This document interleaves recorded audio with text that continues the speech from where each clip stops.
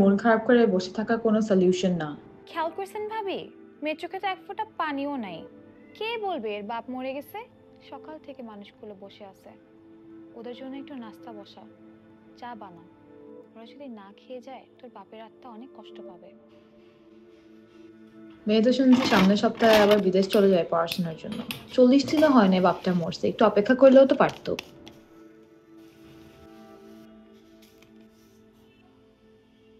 আজকাল মেয়েদের হাব ভাবও বুঝি না, মাথায় কাপড়ও দেয় নাই, বয়স তো মোটামুটি হয়েছে। বাপ মরা মেয়ে বিয়ে দিয়ে দিলে তো বেঁচে যায়।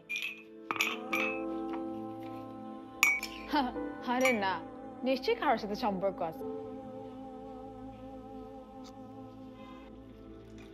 এখন আর কি, সম্পত্তি নিয়ে টানাটানি, সবকিছু নষ্ট, সম্পর্ক নষ্ট।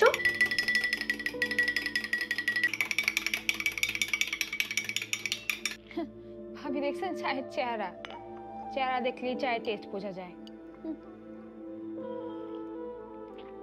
চিনিও তো হয় নাই, বিস্কুটও দিতে দিতে পারতো।